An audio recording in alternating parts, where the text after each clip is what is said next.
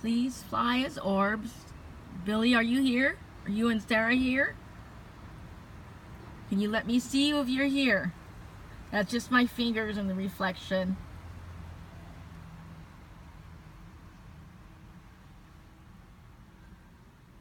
Billy and Sarah, are you here? I don't think so.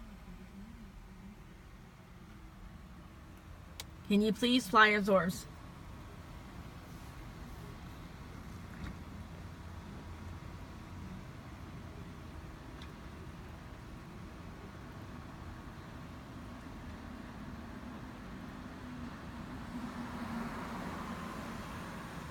I see faces in the clouds.